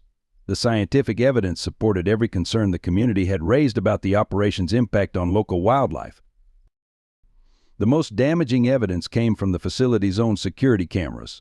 The footage, automatically uploaded to cloud storage during the power failure, documented countless violations of animal welfare standards. Each video file added weight to the case building against both the facility and its corporate backers. The systematic nature of the abuse became impossible to dismiss as isolated incidents. Martha Wilson's meticulous record-keeping provided crucial context for the investigation. Her store's sales records demonstrated the community's historical ability to manage animal care responsibly before corporate interference. Years of detailed notes documented the gradual erosion of local veterinary resources as VetCorp expanded its influence in the region. Sheriff Patterson's department uncovered additional evidence during a routine inspection of abandoned vehicles near the facility. Discarded documents revealed patterns of deliberate misconduct, including falsified health certificates and manipulated breeding records. The official nature of his discovery provided legal justification for a broader investigation. Jack Morrison's careful documentation of Max's treatment served an unexpected purpose. His detailed notes, combined with Dr. Walker's professional observations, established a clear connection between the facility's breeding practices and specific health issues in their animals. The scientific rigor of their records withstood intense scrutiny from state investigators. Mayor Parker received an anonymous tip leading to archived town council minutes from neighboring communities. The documents revealed similar patterns of corporate takeover attempts, each following the same strategy of undermining local veterinary services. The broader scope of the problem attracted attention from state-level investigators previously unaware of the systematic nature of these activities. As the evidence mounted, independent veterinary professionals from surrounding counties began sharing their own experiences. A pattern emerged showing coordinated efforts to replace independent practices with corporate-controlled facilities across the entire region.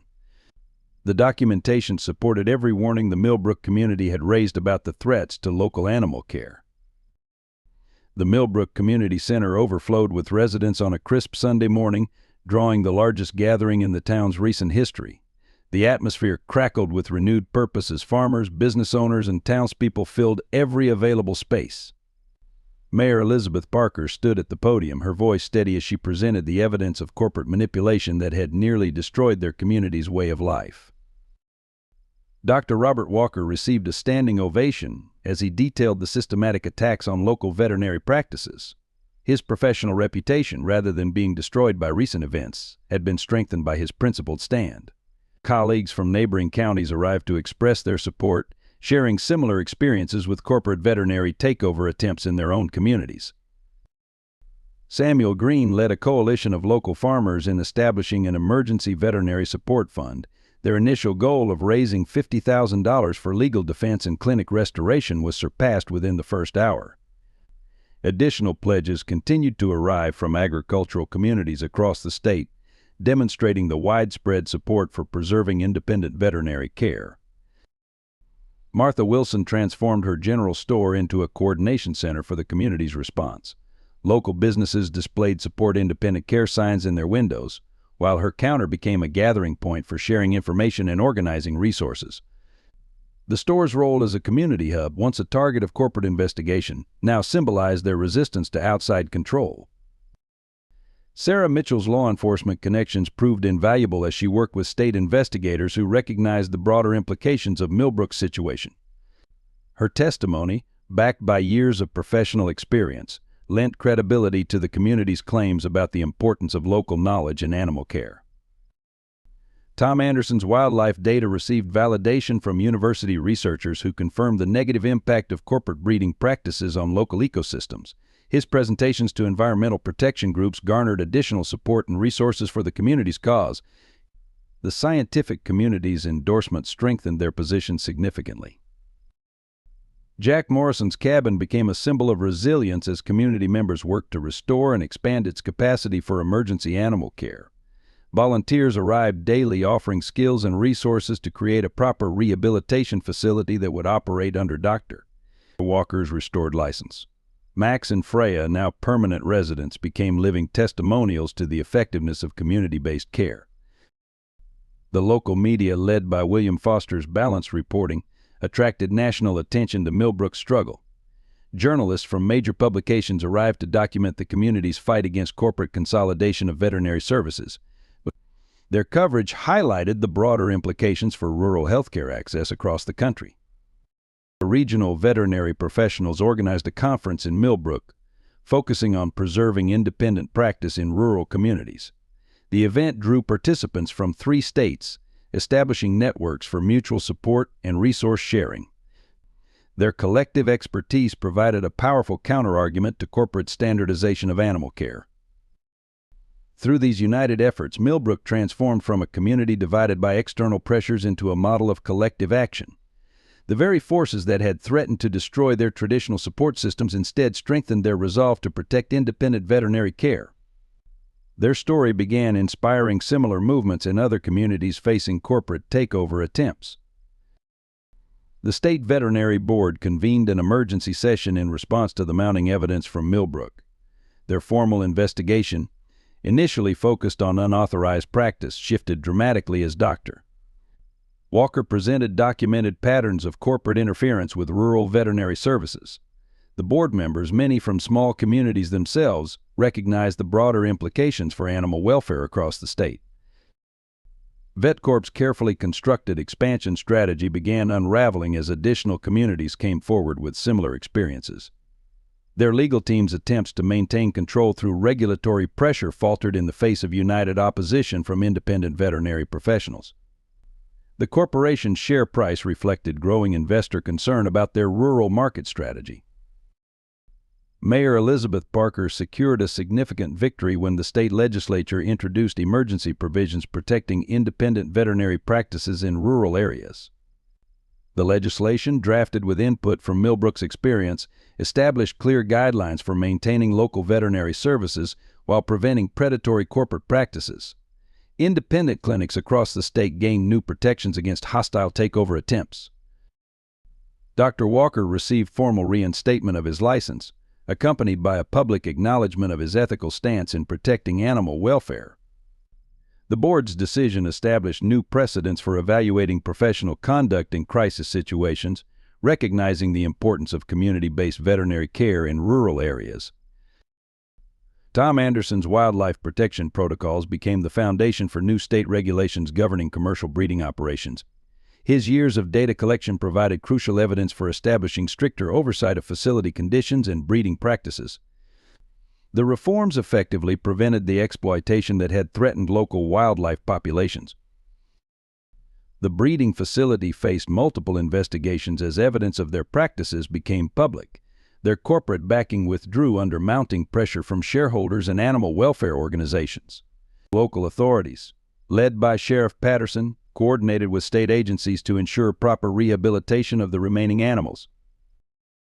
Jack Morrison's role in preserving essential veterinary services earned formal recognition from the State Veterinary Association.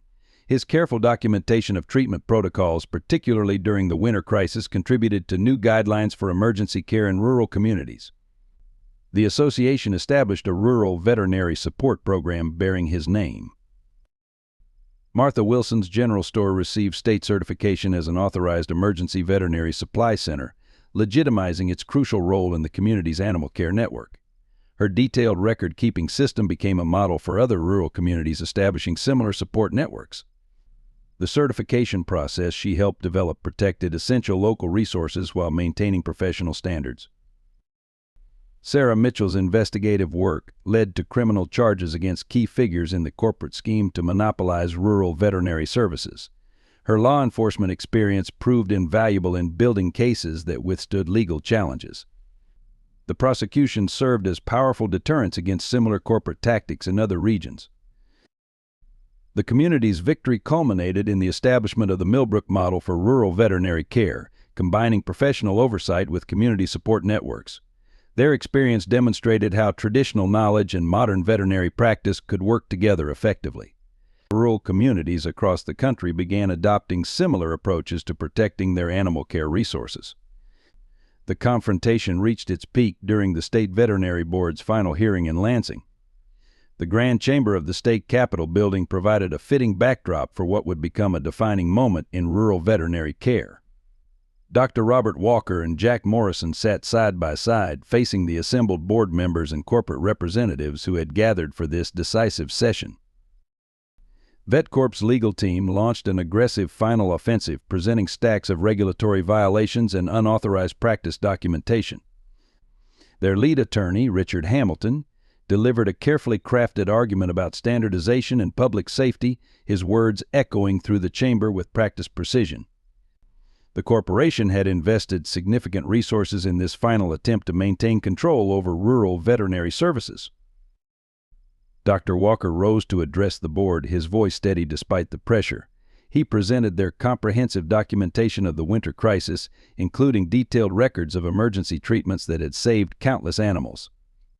His testimony painted a vivid picture of rural communities' unique veterinary needs and the essential role of local practitioners in meeting those challenges. Jack Morrison's moment came when the board questioned the quality of care provided during the crisis. His meticulous treatment records for Max, combined with supporting testimony from regional veterinarians, demonstrated the effectiveness of experience-based care in emergency situations. The puppy's successful recovery stood as living proof of their arguments about the importance of immediate, locally available treatment. Sheriff Patterson provided crucial testimony about law enforcement's perspective on rural veterinary care. His account of Champion's tragic loss, delivered with professional composure that barely contained his emotion, silenced the corporate attorneys who had been preparing their objections. The sheriff's description of watching helplessly as the horse suffered crystallized the real-world consequences of corporate policies. Sarah Mitchell presented her investigative findings, methodically exposing the systematic nature of VetCorp's attempts to eliminate independent practices. Her law enforcement background lent authority to her analysis of corporate documents and financial records. Each piece of evidence reinforced their argument about the deliberate undermining of rural veterinary services. Tom Anderson's testimony focused on the environmental impact of centralized corporate veterinary control. His detailed wildlife health studies demonstrated the crucial role of rapid response capabilities in managing disease outbreaks and preventing their spread to domestic animals. His data directly challenged corporate claims about the efficiency of centralized services. Mayor Elizabeth Parker spoke on behalf of rural communities across the state, presenting impact statements from dozens of towns facing similar challenges. Her testimony highlighted the broader implications of the board's decision for rural healthcare access. The economic and social costs of losing independent veterinary services became impossible to ignore. The turning point arrived when Martha Wilson presented her records of emergency veterinary supply distribution during the crisis. Her documentation revealed how the community's informal support network had maintained essential services when corporate resources proved inadequate. The practical effectiveness of their approach stood in stark contrast to corporate protocols. Board members, many from rural backgrounds themselves, began asking increasingly pointed questions about VetCorp's standardized care models. The corporation's representatives struggled to explain how their centralized approach could address the unique challenges of rural communities, particularly during weather emergencies or natural disasters. As the hearing progressed, the fundamental conflict became clear. This was not simply about regulatory compliance, but about preserving essential services in rural America. The community's unified defense of their traditional care networks, supported by concrete evidence of their effectiveness, presented a compelling alternative to corporate consolidation. During the final hours of the State Veterinary Board hearing, a series of revelations emerged that transformed the entire proceedings. Charles Harrison, VetCorp's regional director, unexpectedly approached the podium requesting permission to provide additional testimony. His demeanor, usually confident and controlled, showed visible signs of strain as he began to speak. Harrison revealed that VetCorp's expansion strategy had been deliberately designed to create veterinary care deserts in rural areas. The corporation had systematically identified independent practices in vulnerable communities, targeting them for acquisition or elimination through carefully orchestrated regulatory pressure. Their internal documents showed a calculated plan to establish monopolistic control over rural veterinary services. The former director of the breeding facility, David Reynolds, came forward with a sworn statement detailing the facility's connection to VetCorp's broader strategy. His testimony described how the facility had served as a testing ground for corporate policies, deliberately maintaining substandard conditions to generate emergencies that would demonstrate the need for corporate veterinary services. Internal communications between VetCorp executives, submitted anonymously by a corporate whistleblower, exposed their awareness of the devastating impact their policies would have on rural communities. The documents included profit projections based on the expected failure of independent practices and the subsequent implementation of premium-priced emergency services. Dr. Walker's suspicions about coordinated efforts to discredit local veterinarians found confirmation in exposed email chains between corporate officers and certain regulatory officials. These communications revealed a systematic campaign to manipulate inspection results and generate licensing violations against targeted practitioners. The truth about Thunder's fatal surgery 20 years ago emerged through previously sealed medical records. The documentation proved that the dog's adverse reaction had resulted from a contaminated medical supply batch, a fact known to corporate suppliers but deliberately withheld during the investigation that ended Jack Morrison's career. Sarah Mitchell's investigation uncovered financial records showing substantial payments from VetCorp to key decision-makers involved in rural healthcare policy. These transactions, carefully disguised as consulting fees, had influenced regulatory changes designed to favor corporate veterinary services over independent practitioners. Tom Anderson's restored wildlife data demonstrated how corporate policies had created artificial barriers between domestic and wildlife veterinary care, leading to increased disease transmission and population health issues. The separation had served corporate interests by preventing effective local response to emerging health challenges. Perhaps most significantly, evidence emerged showing how VetCorp had manipulated weather emergency protocols to prevent local veterinarians from providing essential services during crises. Their policies had deliberately restricted emergency response capabilities, creating situations like the one that had led to Champion's tragic death. As these truths came to light, the atmosphere in the hearing room shifted dramatically. Board members who had initially appeared skeptical of the community's position began asking increasingly focused questions about corporate accountability and rural healthcare access. The systematic nature of the corporation's actions could no longer be dismissed as isolated incidents or unfortunate oversights. The State Veterinary Board reached their decision after 3 hours of closed deliberation. When the chairperson returned to the chamber, the tension was palpable. Dr.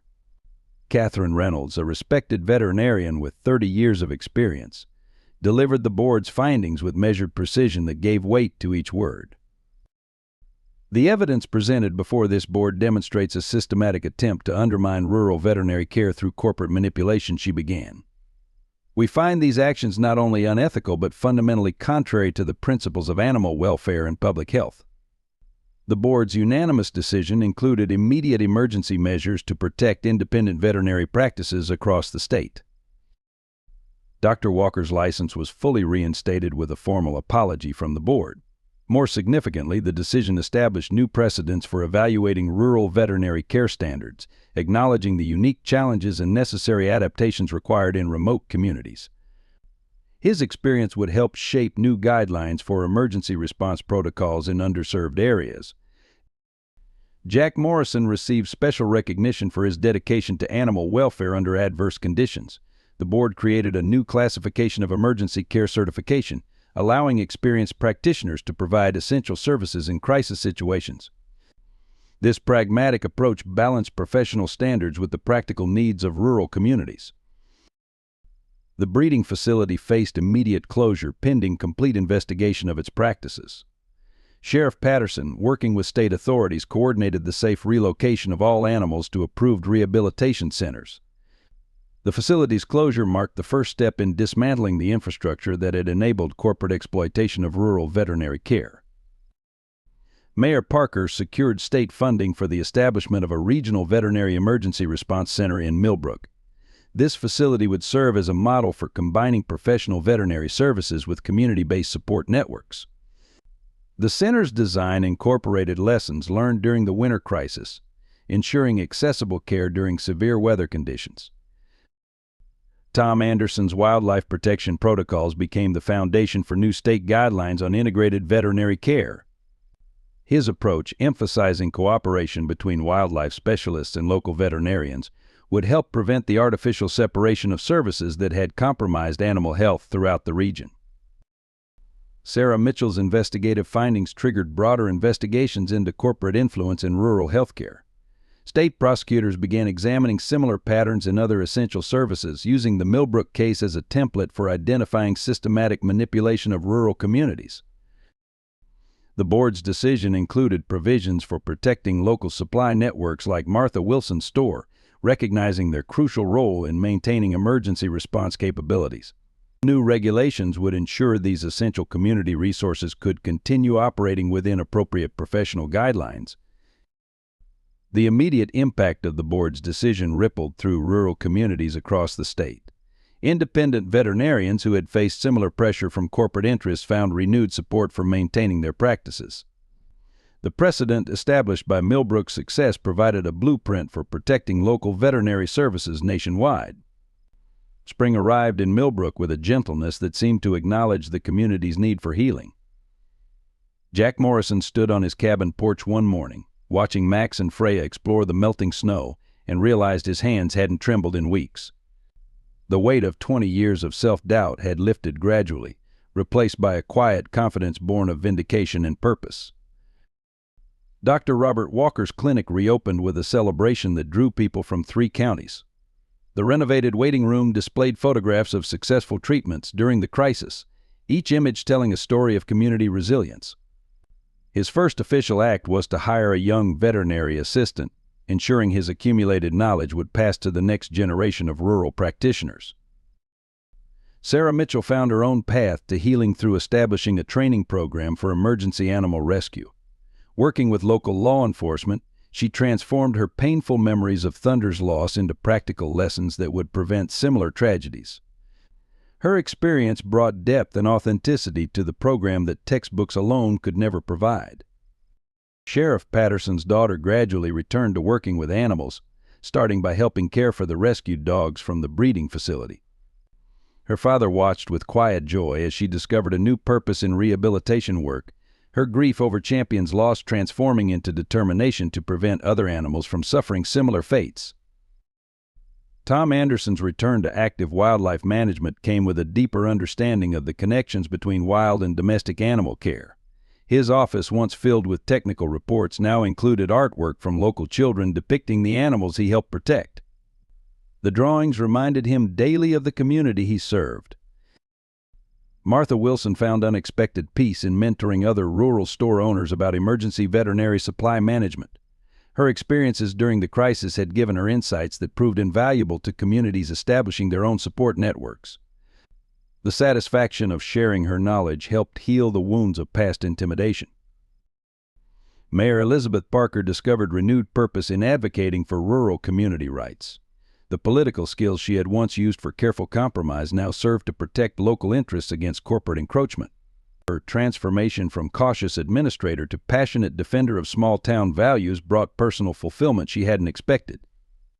For Freya and Max, healing meant settling into their permanent home at Jack's cabin, which had evolved into a small but well-equipped rehabilitation center. Freya's protective instincts found positive expression in helping newly arrived animals adjust to treatment, while Max's playful energy brought life to the recovery areas. The community's collective healing manifested in small but significant ways. Sunday gatherings at Mary's Diner became celebrations of local achievements rather than strategy sessions for survival. The conversation flowed more easily, punctuated by laughter that carried no undertone of tension. Even the most affected by the crisis found strength in these simple moments of connection. Jack's personal transformation became complete when he began teaching occasional workshops on emergency animal care. His experience, once a source of shame, now served as valuable instruction for others facing similar challenges. The respect in his students' eyes helped erase the last shadows of his past disgrace. Each person involved in the crisis found their own path to recovery, but all shared a common thread of purpose discovered through adversity. The healing process, though individual, strengthened the bonds between them, creating a resilience that went beyond mere survival to genuine growth and renewal. Millbrook's transformation manifested most visibly in the establishment of the Regional Veterinary Emergency Response Center. The facility, built through community effort and state funding, incorporated design elements from both modern clinics and traditional rural practices.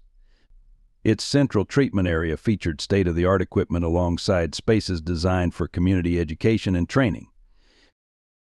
The center's operational model reflected deep changes in community attitudes. Local farmers participated in a rotating volunteer system, providing essential support during emergencies. Their practical experience complemented the professional staff's expertise, creating an integrated approach to animal care that drew observers from across the country. Dr. Walker's clinic, now expanded and renovated, became a teaching facility affiliated with the State Veterinary College. Students completing their rural practice rotations found themselves immersed in a community that valued both professional knowledge and practical experience. The program's success led to similar initiatives in other rural areas facing veterinary care challenges. Martha Wilson's General Store evolved into a hub for regional emergency preparedness. The newly established supply network connected similar stores across 3 states, ensuring rural communities maintained access to essential veterinary supplies. Regular planning meetings in her back office created relationships that strengthened the entire region's emergency response capabilities. The Town Council, under Mayor Parker's leadership, established new guidelines for protecting essential services. Their framework for balancing progress with community needs attracted attention from rural development experts. Millbrook's approach to preserving local character while embracing necessary modernization became a model for other small towns facing similar challenges. The former breeding facility grounds underwent transformation into a wildlife rehabilitation center. Under Tom Anderson's guidance, the property became a teaching space where veterinary students learned about the interconnections between domestic and wild animal health. The center's success demonstrated how past wounds could become foundations for future growth. Community education programs flourished in unexpected ways. The high school instituted a veterinary science track, preparing students for careers in animal care. Local expertise found expression through mentorship programs connecting experienced farmers with newcomers to animal husbandry. These initiatives ensured valuable knowledge passed to future generations. The annual Millbrook Winter Festival expanded to include demonstrations of emergency veterinary care techniques. Practical workshops taught basic animal first aid to community members, while professional seminars attracted veterinarians from across the region. The event celebrated both the town's resilience and its commitment to sharing hard-won knowledge. Sarah Mitchell's police training program grew into a regional resource for emergency response coordination. Law enforcement officers from surrounding counties attended sessions on managing animal welfare crises. The program's success demonstrated how specialized knowledge could strengthen entire communities. Perhaps most significantly, Millbrook's social fabric showed remarkable strengthening. Former divisions between town and rural residents dissolved as shared experiences created deeper understanding. Regular community gatherings became opportunities for exchanging knowledge and strengthening bonds rather than mere social obligations. On a bright autumn morning 5 years after the crisis, Jack Morrison stood before a gathering of veterinary students at Millbrook's Regional Center. Max, now a healthy adult dog, sat attentively beside him while Freya maintained her customary watchful presence. The sight of young faces eager to learn about rural veterinary care filled him with quiet satisfaction, knowing their hard-won wisdom would shape future generations. Dr. Walker's prediction about the transformative power of their experience had proven remarkably accurate. Millbrook's approach to integrated community care became known as the Morrison-Walker model adopted by rural communities across the country. Their emphasis on combining professional expertise with local knowledge created resilient systems capable of meeting diverse challenges.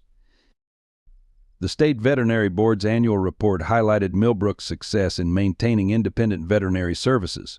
Statistical evidence showed improved animal health outcomes, decreased emergency response times, and stronger community engagement in preventive care. These results attracted attention from national policymakers seeking solutions for rural healthcare challenges. Sarah Mitchell's retirement from law enforcement led to a full-time position directing emergency response training. Her programs, enriched by personal experience and practical wisdom, prepared communities to handle crises while maintaining their independence. The sight of her former K-9 unit colleagues regularly attending her seminars brought their journey full circle. Mayor Parker's final act before retirement involved establishing a permanent trust for maintaining independent veterinary services. The foundation, supported by community contributions and state matching funds, ensured future generations would have access to quality animal care regardless of economic pressures. Tom Anderson's wildlife management protocols evolved into standard practices across multiple states. His emphasis on understanding the connections between domestic and wild animal health influenced environmental policy at the national level.